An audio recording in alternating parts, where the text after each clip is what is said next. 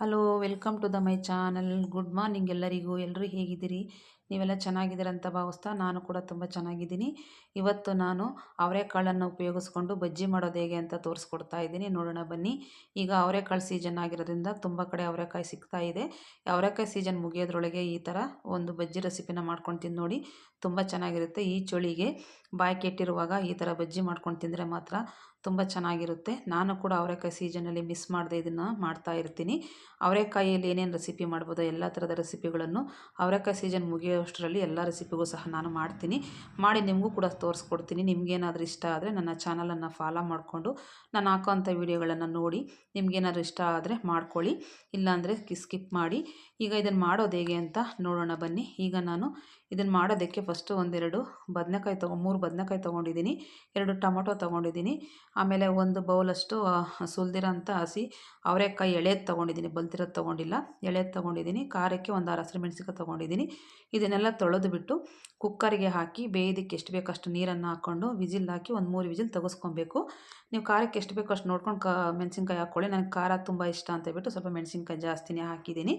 ಈಗ ಬೆಂದಿದೆ, ಚೆನ್ನಾಗಿ ಬೆಂದಿರೋ ಅಂಥದ್ದನ್ನು ಇವಾಗ ತಕ್ಕೊಬೇಕು. ಇಲ್ಲಿ ನಾನು ಒಂದು ಸೈಡಿಗೆ 2 ಈರುಳ್ಳಿ ಚಿಕ್ಕದಾಗಿ ಹೆಚ್ಚಿಟ್ಕೊಂಡಿದ್ದೀನಿ, ಆಮೇಲೆ ಸ್ವಲ್ಪ ಕೊತ್ತಂಬರಿ ಸೊಪ್ಪು, ಬೆಳ್ಳುಳ್ಳಿನ ಜಜ್ಜಿ ಇಟ್ಕೊಂಡಿದ್ದೀನಿ.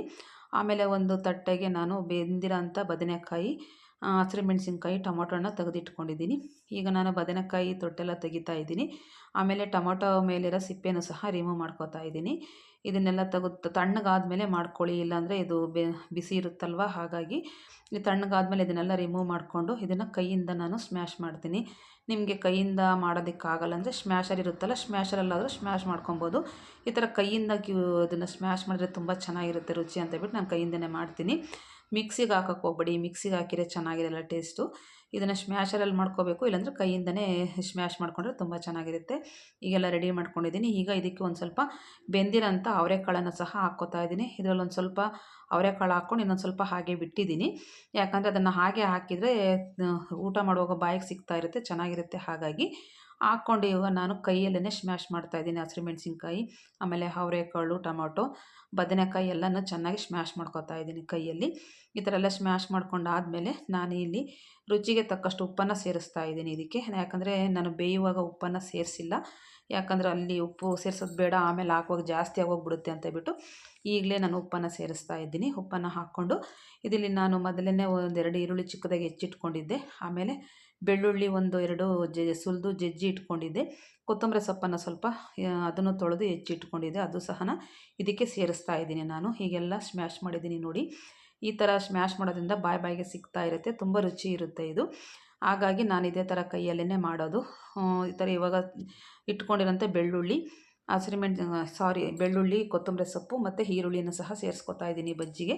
ಸೇರಿಸ್ಕೊಂಡಿದ್ದು ಸಹ ಕೈಯಲ್ಲೆಲ್ಲ ಸ್ಮ್ಯಾಶ್ ಮಾಡ್ಕೊತಾ ಇದ್ದೀನಿ. ಈ ಥರ ಎಲ್ಲ ಮಿಕ್ಸ್ ಮಾಡಿದರೆ ತುಂಬ ರುಚಿ ಬರುತ್ತೆ. ಇದಕ್ಕೆ ನಾನು ಯಾವುದೇ ಥರದ ಒಗ್ಗರಣೆ ಹಾಕೋದಿಲ್ಲ, ಮಸಾಲೆ ಪದಾರ್ಥಗಳು ಸಹ ಹಾಕಿಲ್ಲ, ಹಾಗಾಗಿ ತುಂಬ ರುಚಿ ಇರುತ್ತೆ. ಇನ್ನೊಂದು ಸ್ವಲ್ಪ ಬೇಯಿಸಿರೋ ನೀರು, ಕಾಳು ಇತ್ತಲ್ಲ, ಅದನ್ನು ಸಹ ಇದಕ್ಕೆ ಸೇರಿಸ್ಕೊತಾ ಇದ್ದೀನಿ. ಸೇರಿಸ್ಕೊಂಡು ಅದಕ್ಕೆ ಬೇಯುವಾಗ ಜಾಸ್ತಿ ನೀರನ್ನು ಹಾಕ್ಕೋಬೇಡಿ, ನಿಮ್ಗೆ ಎಷ್ಟು ಬೇಕೋ ಅಷ್ಟು ನೀರನ್ನು ಹಾಕ್ಕೊಳ್ಳಿ. ಯಾಕಂದರೆ ಇದನ್ನು ಬಜ್ಜಿ ಮಾಡುವಾಗ ತುಂಬ ನೀರಾದರೆ ಚೆನ್ನಾಗಿರೋದಿಲ್ಲ. ಹಾಗಾಗಿ ನಾನು ಒಂದು 4 ಜನಕ್ಕೆ ಮಾಡೋದಕ್ಕೆ ಎಷ್ಟು ಬೇಕೋ ಅಷ್ಟು ನೀರನ್ನು ಸೇರಿಸಿದ್ದೆ. ಈಗೆಲ್ಲ ಮಿಕ್ಸ್ ಮಾಡಿ ಹಾಕ್ಕೊಂಡಿದ್ದೀನಿ. ಇದಕ್ಕೆ ಯಾವುದೇ ಥರದ ಒಗ್ಗರಣೆನೂ ಬೇಡ, ಯಾವ ಮಸಾಲೆಗಳು ಹಾಕೋದಿಲ್ಲ, ಹಾಗಾಗಿ ತುಂಬ ರುಚಿಯಾಗಿರುತ್ತೆ, ನೋಡೋದಕ್ಕೂ ಚೆನ್ನಾಗಿರುತ್ತೆ, ಟೇಸ್ಟು ಸಹ ಹಾಗೆ ಇರುತ್ತೆ, ಈಸಿಯಾಗೂ ಆಗುತ್ತೆ. ಈ ಥರ ರೆಸಿಪಿ ನೀವೊಂದ್ಸರಿ ಅವರೆಕಾಯಿ ಸೀಸನ್ ಮುಗಿಯೋದ್ರೊಳಗೆ ತಂದು ಮಾಡಿ ನೋಡಿ. ನಿಮಗೇನಾದರೂ ಇಷ್ಟ ಆದರೆ ಈ ರೆಸಿಪಿನ ಮಾಡ್ಕೊಳ್ಳಿ, ಇಲ್ಲಾಂದರೆ ಸ್ಕಿಪ್ ಮಾಡಿ. ನನಗಂತೂ ತುಂಬ ಇಷ್ಟ ಆಗುತ್ತೆ ಈ ಥರ ರೆಸಿಪಿ ಮಾಡೋದಕ್ಕೆ, ಯಾಕಂದರೆ ನಾನು ಜಾಸ್ತಿ ಮಸಾಲೆ ಪದಾರ್ಥಗಳು ಹಾಕಿರೋದನ್ನ ನನಗೆ ಇಷ್ಟ ಆಗೋದಿಲ್ಲ. ಈ ಥರ ಲೈಟ್ ವೆಯ್ಟಾಗಿರೋಂಥ ಕಿವುಚಿರೋ ಅಂಥದ್ದು, ಈ ಥರ ಬೇಯಿಸಿ ಮಾಡೋ ಅಂಥದ್ದು ನನಗೆ ತುಂಬ ಇಷ್ಟ ಆಗುತ್ತೆ. ಹಾಗಾಗಿ ನಾನು ಇದನ್ನು ಮಾಡ್ತಾನೆ ಇರ್ತೀನಿ, ನನಗೆ ತುಂಬ ಇಷ್ಟ, ಹಾಗಾಗಿ ನಿಮಗೆ ತೋರಿಸ್ಕೊಟ್ಟಿದ್ದೀನಿ. ನಿಮಗೇನಾದ್ರು ಇಷ್ಟ ಆದರೆ ಈ ರೆಸಿಪಿನ ಒಂದು ಸತಿ ನೀವು ಸಹ ಮಾಡ್ಕೊಂಡು ನೋಡಿ. ಅವರೆಕಾಯಿ ಸೀಸನ್ ಮುಗಿಯೋದ್ರೊಳಗೆ ಒಂದು ಸರಿ ಅದು ತಂದು ಮಾಡಿ, ಚೆನ್ನಾಗಿರುತ್ತೆ ತುಂಬ. ಹಾಗಾಗಿ ಈ ರೆಸಿಪಿನ ನಿಮಗೆ ಹಾಕಿದ್ದೀನಿ. ಹಾಗೆ ನನ್ನ ಚಾನಲ್ಗೆ ಯಾರ್ಯಾರು ಸಬ್ಸ್ಕ್ರೈಬ್ ಆಗದೆ ನೋಡ್ತಾ ಇದ್ದೀರೋ ಎಲ್ಲರೂ ನನ್ನ ಚಾನಲ್ಗೆ ಸಬ್ಸ್ಕ್ರೈಬ್ ಆಗಿ ನನ್ನ ವೀಡಿಯೋಗಳನ್ನು ಲೈಕ್ ಮಾಡಿ, ಶೇರ್ ಮಾಡಿ, ಸಪೋರ್ಟ್ ಮಾಡಿ.